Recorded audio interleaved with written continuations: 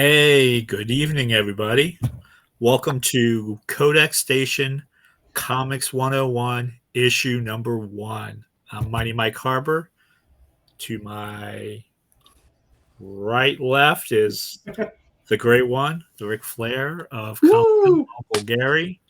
And right below us is the beautiful people, J-Dub and Precious, our executive studio audience here. One is more beautiful than the other, and you don't have to guess which one she is. Well, welcome. For those of you who don't know, this is our new show. We are going to be talking about Comics 101. We are going to tell you everything you need to know about comics. We're going to tell you how to spend your money. So, We're good at that. welcome to issue number one. So, we're going to talk today just about ourselves, talk about the state of comics, why we collect, the importance of supporting your local stores, talk about Comic Cons, and then J Dub and Precious will pepper us with questions as they see fit to see if they can challenge our minds. I mean, Don't encourage that.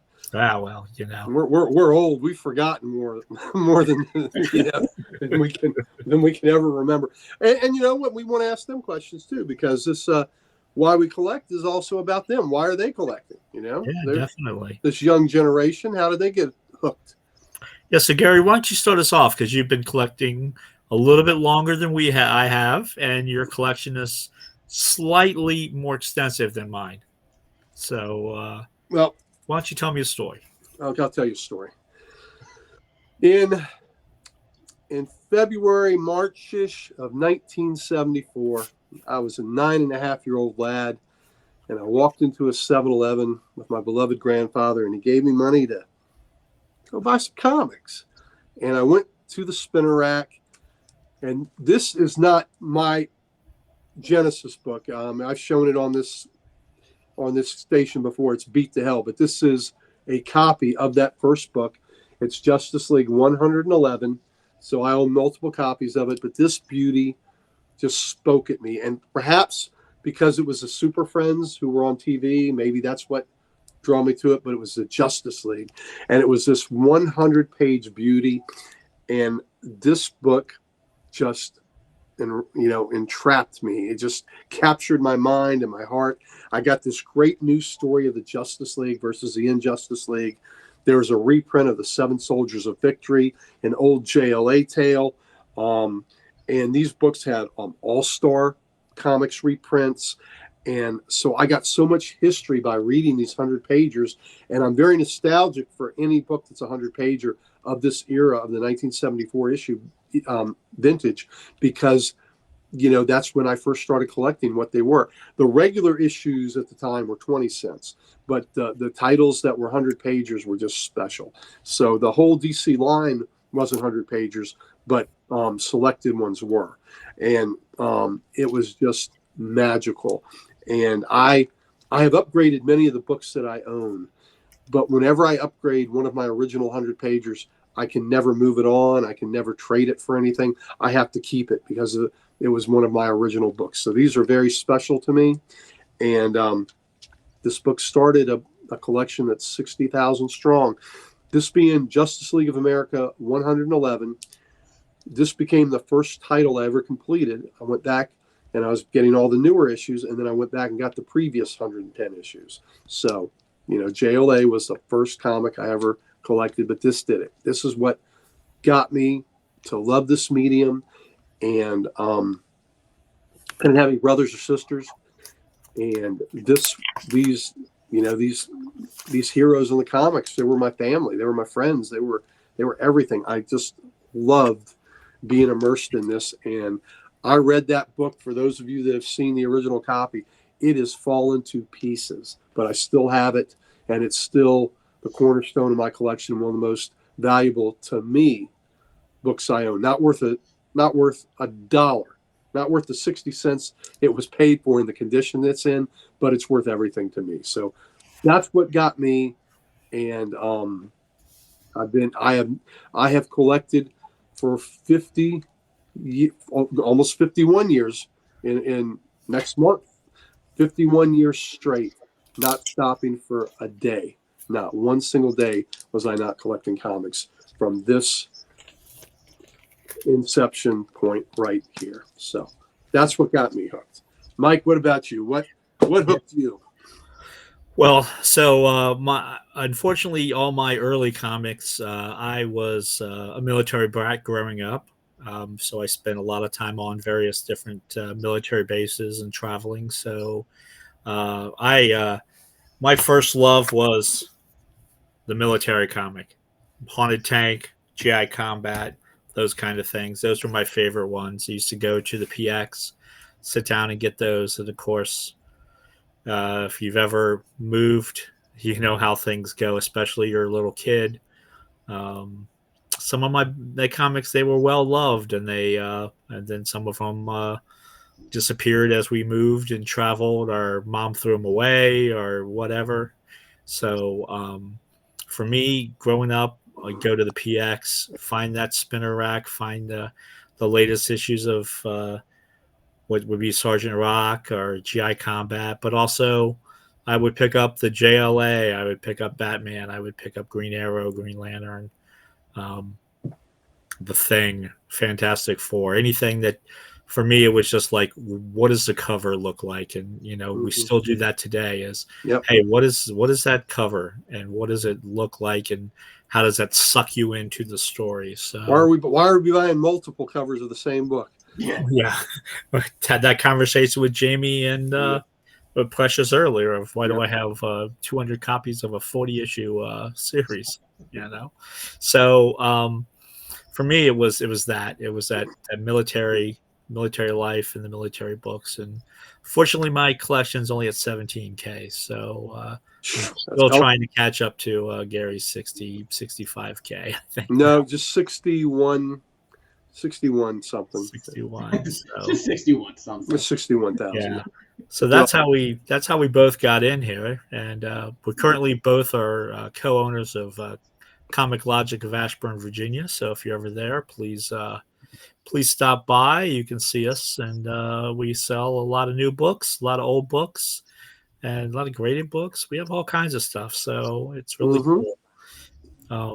Which talks about today. I think we are in the best time for comics. I think while the various ages of comics today, there's nothing you can't find. There's nothing that someone who is coming into comics today can't find. You could find war comics. You could find the genres are so amazing. Superhero, horror is very big. Sci-fi, fantasy, kids books, manga, anime, licensed properties, Alien, Charlie Brown, 007, Godzilla, Power Rangers, Mighty Morphin Power Rangers, more books than you can shake a stick at. Crime, noir, yep, nudity, sex. You could find it all.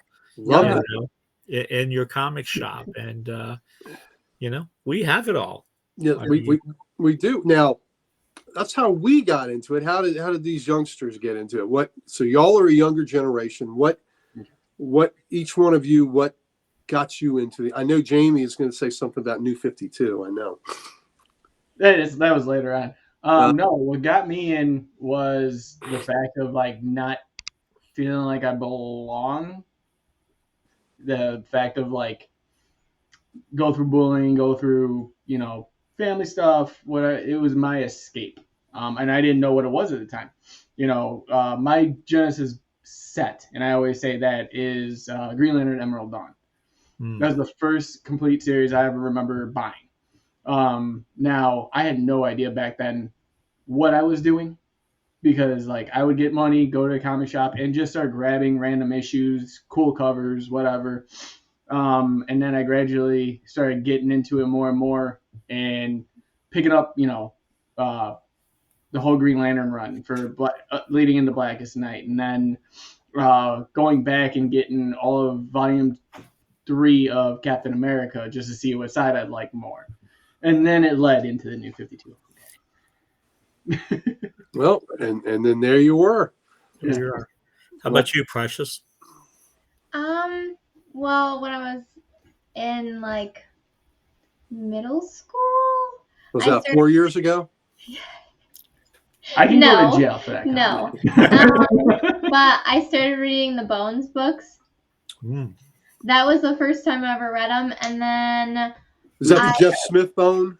Yeah. yeah. My daughters loved that. Yep. Yeah, so that's how I started, and then I went to like superheroes like Deadpool and other characters that I would see in the stores. And then I actually never went to a comic shop up until 2 years ago. She was in. I would find the old ones, like the old Spider-Mans with the villains that I liked on the covers, and then I would buy those ones. So. Yeah, she Nice. introduced me into antique mall shopping for him. Oh yeah, antique malls are a great place to find books. Was your first comic shop experience with Jamie, or was that pre-Jamie? No, that was with Jamie. Nice. We'll see y'all have this. And so your first comic experience was together, and then you've graduated to getting engaged in comic shops. Yeah. Yeah. We decided since that was a staple. Yep. There you go. Well, comics have staples, so there you go. They do. Some of them two or three. Yep, there you go. Absolutely. Sometimes And staples like, are in the wrong place. Uncle Gary's Genesis book, you only have one. We have one. That's right. Yeah. Where so that's how you all got into it, and it's been a fun part of your relationship, and to watch y'all, have this, be able to see y'all at Baltimore when we went to the big con there, and to see you enjoy, the first big con that you had been to together was pretty amazing, and it was just neat to see y'all in that, in that big comic pool. Yeah. It was definitely a good time. I mean, definitely champion the artist there. I loved it. Yeah. Well, we, as we dive in, as readers, it seems like your appetites are pretty voracious to get the comics. You got new stuff, you got old stuff. You're just showing me some old horror that you got. What are you looking for the books of this day and age to give you? And are you more excited about new books, or are you more excited about picking up old books? You want to take this one? Well, for me right now, I'm more excited to pick up the new books because it's a whole new experience for me. So I find new titles all the time that Jamie wouldn't even look twice at, but I do because it catches my eye, and I'll flip through it and see if anything like interests me, make sure that it looks pretty good, and then we usually end up buying the whole. Oh, nice. It's not a we thing. It's here. Take these up to the counter. Listen, if you know the parameters of your relationship, you stay inside it. Yeah. She sounds like she has you trained well, my friend. She does. And if anyone watches the live Comics Unleashed, you'll see me literally say, Precious got this one. Yeah, Precious, yep. Precious got this one. And I got this. Now, do you normally like what she picks out? Actually, yeah, there's a lot of good, like, I talk about it all the time. Invasive was amazing. Beneath the Trees Where Nobody Sees, great. What was the other one? Butcher's Boy. Yep. That was really good. Oh yeah, that one was really, really good. Yeah, and a lot of the stuff she gets, I tend to read because I just love it. So it's like, okay, might as well try it. See what her buzz was about, because she'll tell me in the car rides, because obviously we live in the middle of nowhere, Wisconsin. Everything's an hour away. So we have these long talks, basically her giving me her review of these books, and I'm like, I haven't read it yet. Well, and she's like, but there's this cool part I gotta tell you. Well, it's nice you have this shared passion. Now, Mike and I married wonderful women, but they don't have the shared passion that you two have together, that you can discuss your books. Now, my wife is really wonderful. She'll shop with our good buddy Damien Hill from Warthog Comics, who's my personal comic dealer. Mine too. Yeah, and Mike's. That's right. Yep. And that's right. Yeah, many of the books that we show off came from old Damien. But she shops with Damien. He knows what I have on my want list, and he'll lay them out for her. He's got a pool table in his basement. He'll lay them out, and she'll, he really enjoys seeing, what catches her eye. So that's just kind of fascinating. So she enjoys the covers. She enjoys me showing her the books I bought, but she doesn't read a whole lot. She's read a few, but she doesn't read a whole lot. But I just this past week, she, Mike did the video for Comic Logic, and she saw some Catwoman covers that I hadn't got to the shop in time, and she asked him to put those aside. So it's kind of fun to see, to have her input. But she's looking for the covers and what she likes there, and she's got I bought her some nice Catwoman alternate covers that she has, and that's kind of what she digs. For Christmas, I got her she's a Swiftie, so I got her a really cool Taylor Swift cover. So she was yeah. My wife, well, she supports my comics. She's a big Charlie Brown fan, so they do a lot of Charlie Brown comics still. So I'll pick those up for her. But luckily, I have another spouse, which is right there. So we share our love for comics together more often than we do with our wives. So we do. We go. We help each other spend money.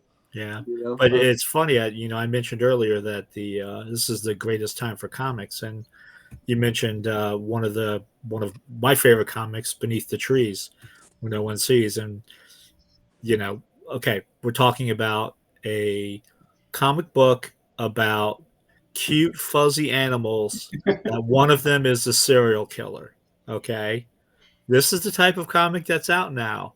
Plus, you have the latest Super Friends, our Justice League Unlimited, Iron Man, and you can find something for anybody nowadays. Yeah, whatever your weirdness level is, there is something for you, and which is great. This is I'm with Mike. I think this is the greatest time to be a reader because you have so many choices. It may not be the heyday anymore of the superhero comic that me and Mike love so much, and I think a lot of that is just, my goodness, there aren't many stories to be told that haven't been told already, that aren't rehashes somehow.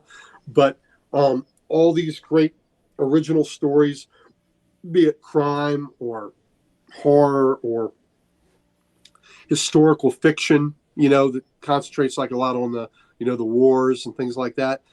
Just, it's just fascinating. And there's so many great genres. And then, like Mike said, if you're the kind of person that wants to read about serial killer furries, there you go.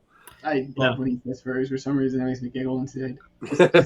Actually, there is a book about serial killer furries. Plush.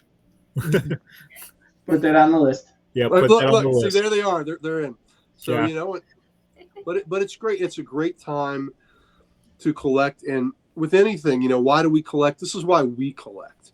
But for anybody watching, you have to answer why do you want to collect? And you shouldn't collect.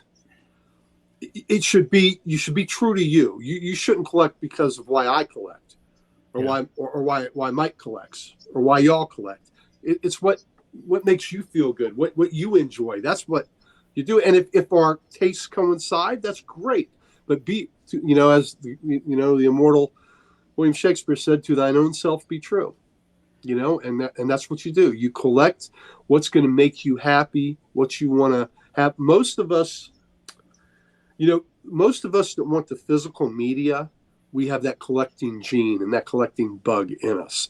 There are other people that just want to read a good story and they can read things online. But those of us that actually buy the books, the physical issues or the graphic novels or the hardcover or the omnibus, we have that bug where we want to hold that book and we want to turn the pages. And so I think a lot of us are in that boat. So, yeah, definitely. The best place to find books, I mean, you can go find them at bookstores, but really find a local comic shop. Yes. They'll have the greatest variety. They'll have people in there who are, I'll say, professionals. Yes. In comics, people who read. We have a Comic Logic in Ashburn, Virginia. We have our people read, almost every new book that comes out in general.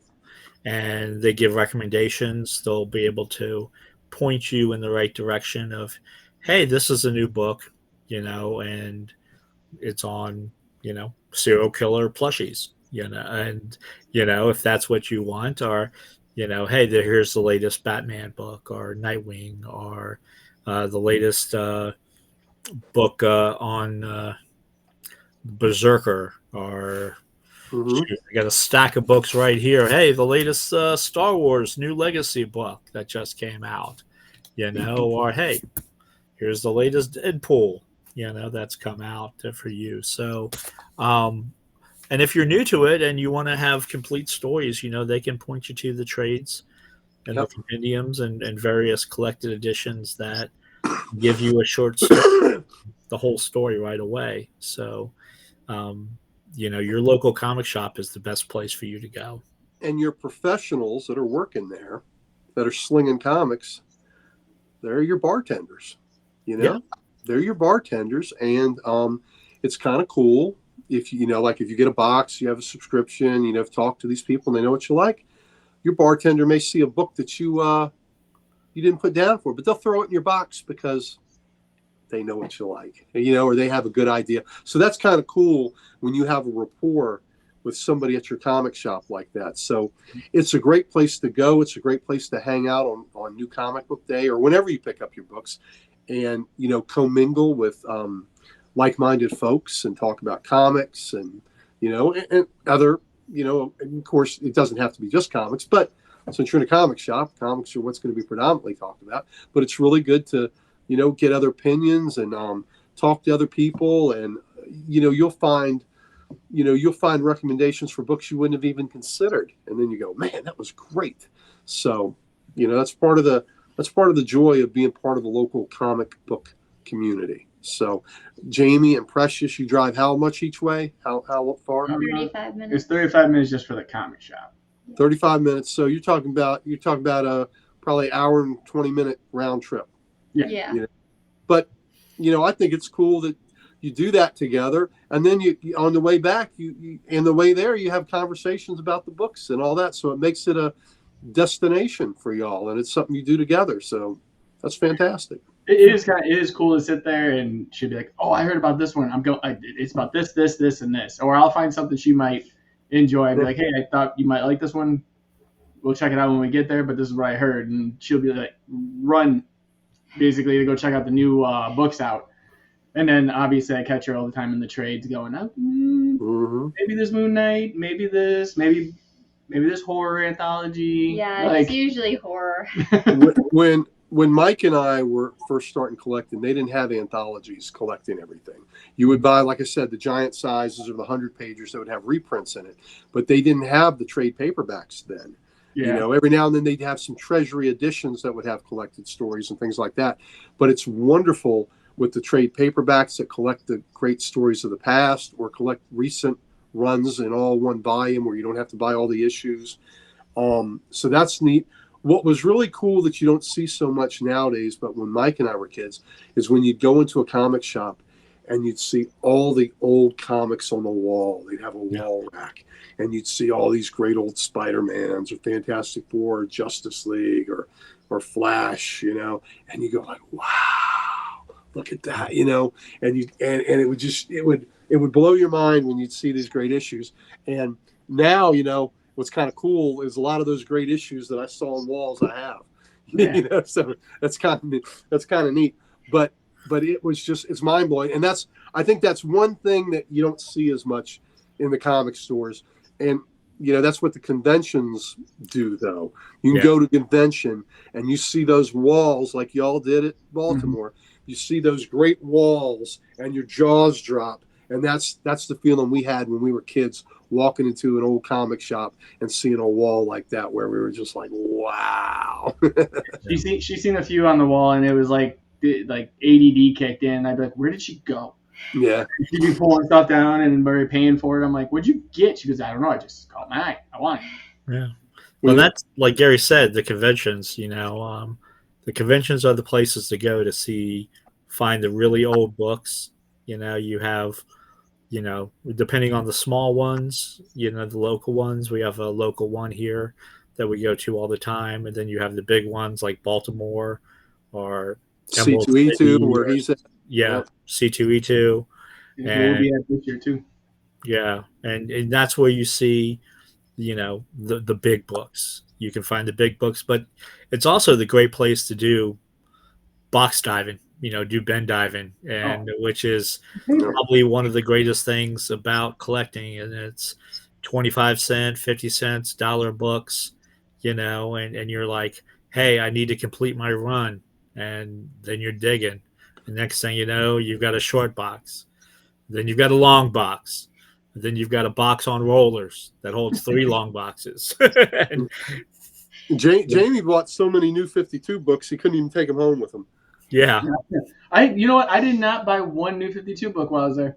Oh, I thought you filled in a lot of New 52 runs like Detective or something like No, that. I completed Detective before I got there. Okay. And she had a goal of getting all the detectives from 500 all the way to current. Okay. So we filled that with everything volume 1. Okay. nice. So And with that, did you find a lot of them in the dollar bins and stuff like that? Oh yeah, we found Yeah. a ton of them. It's she was diving like a mad woman. Like she'd be like, "Do we have this? Okay, check CLZ. Make sure. Wait. We already went to this place. Let's check this one. Okay." It's because one person checks the phone and one person digs, and Mhm. then you make sure you get all of them. And the other great benefit for the cons is meeting the writers and the artists that brought you these books. And Yes. this is a great place to interact. People like Precious. You ever heard of a guy named Tom King? Yeah, look at Nope, that. never. Never, yeah. The guy that We set only up, went to his line 3 times. and he recognized that name. The guy that helped Jamie propose to you. Yeah. So there we go. But you meet these creators whose work you like and adore and love, and to meet them, get a handshake, get a signature. Some of the artists get a sketch is great. And story. oh, absolutely, get a story. And then for me and Mike especially, to meet these great creators of yesteryear that are legends and icons in the field, that to us is amazing. The fact that we got to meet Neil Adams and Denny O'Neil, the great George Perez, Steranko, Stan Lee, and I got to meet Bernie. I got to meet Bernie once before he passed away. Right, Bernie Wrightson. Yep. The opportunities there, especially for these legends. Go to these cons, meet them, shake their hand, get a signature on a book, and just tell them how much you love their work. So, going to the cons is, I think, a fun part of modern fandom. And, I encourage anybody watching to go partake of that, whether it's a local show, like Mike mentioned, our local shows, it's called a Schaff show after Nick Schaff, the founder. And that's a great way. You meet your local dealers and you get a rapport with them. If you're looking for a certain book, they can, when in their travels, they can find one for you. And then when you go to the bigger shows, you get to see dealers that travel more nationally and get a bigger selection of books. So it's just, of books to choose from. It's just a great network of people to work through, build relationships with. And most of the people, in this hobby are good people. Not everyone is great, but you get a feel for people. And then when you know folks like me and Mike that have been around a little bit with local guys, we can steer you toward, go to them. And most of the people are really decent, and it's just a great hobby full of great people. So, it's one reason why we love this hobby and why we love collecting. And, this 4-color gold. Yeah, and you'll develop those relationships where they'll be like, "Hey, Mike, I I went to one of the Baltimore years. I think it was 2 years ago, and one of the guys who I deal with all the time came up to me and he's like, Mike, I've got, because my war books are my big thing. He's like, I have 300 of these digest editions of these British comic war books that and it's like, here's a short box. Do you want to buy? And then they'll spend your money too. So they'll find stuff you like and Yep. and kind of like, hey, like Gary, Gary's looking, Gary wants this, Mm-hmm. and they'll find that for him, or they'll find other ways to spend your money. And people ask me, they say, your buddy, I've got some more books for him. So, they hook us up that way. I had a friend call me a month or two ago. We had a postcard set that was amazing. Said, are you interested? I said, well, if it doesn't break the bank. And he oh my God, the price he gave me was amazing. I said, yeah, I'll take those off your hands. So it's just building relationships, man, with folks, and get out there and meet people, meet the creators, meet the dealers, meet other fans. I mean, look at how we met y'all through Comic Character of the Day, and then through the Codex Station, and it's just these relationships just geometrically just expand, and it's just fantastic. So Mike just showed up one day and was like, "Hey, I'm here," and we're like, "Okay, I'm here." Adopt me. I mean, you said that, but then you had Uncle Gary for like the last year going, "Hey, Mike Harbour really wants to start recording stuff," and I'm like, "Yeah, that's cool. Hey, are you guys ready for this Saturday?" And then he'd be like, "Hey, Mike and me were thinking." All right, bring him on. Right. I give it one. When you ask the second time, I'm just like, let's do it. There's too much knowledge in there to let. No, exactly. Because if he doesn't get it out here, it's just going to leak out somewhere where it's not recorded. So might as well get it on tape. And look, he's an older fella now, so there's no telling how long he'll be in control of his faculties. So let's get this information all set. If I'm controlling my faculties right now. Yep, that's right. Look, he's an older fella, but he's still not older than me, so I can't talk. So anyway, but that's why we collect, and this show is about why.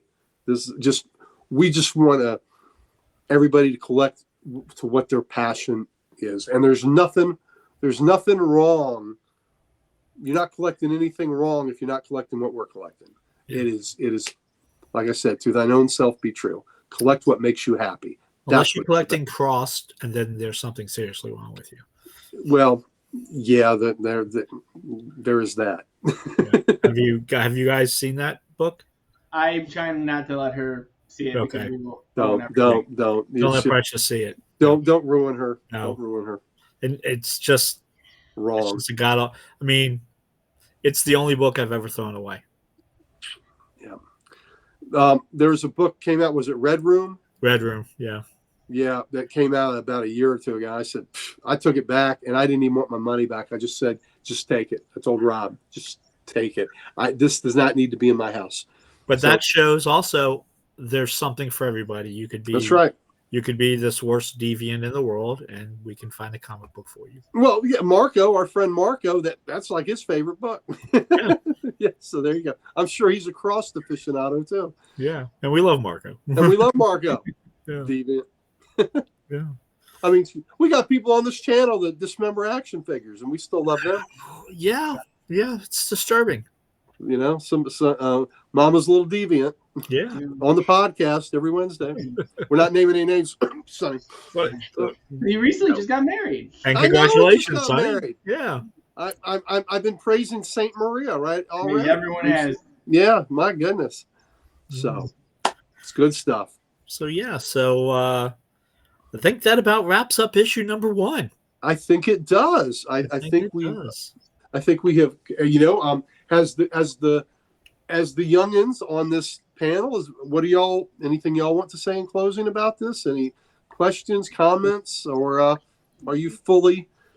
is your comic knowledge about why we collect fully satisfied?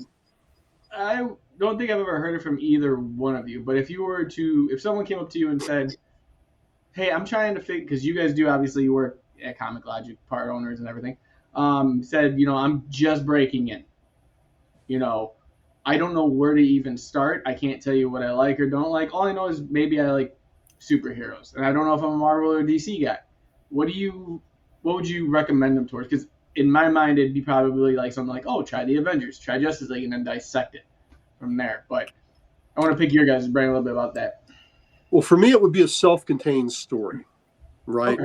So it would be, if you think you like superheroes, and if it's somebody that's coming to me that doesn't want to mirror something on, exactly what the movies did. Some people want that. But if it's just somebody wants to get in, the new 52 relaunch of Justice League Origins was pretty good. There was a 12-issue series called JLA Year One That was a lot of fun. There's a Avengers miniseries that off the top of my head I can't remember the name of it, but I would look it up, where it deals with a retelling of their earliest adventures and how they got together. And that's what I would try to do, to give them tales that told about the formation of these teams, And then the thing about introducing them to a team is they can pick out if there's an individual character on that team that does it for them, and then go to that individual character's books. Yeah, and I would agree with Gary. A lot of it's that, but also then give them some introductory stories of, Batman year one or Green Lantern year one, various ones that give you the origin of that story to go along with what your character was.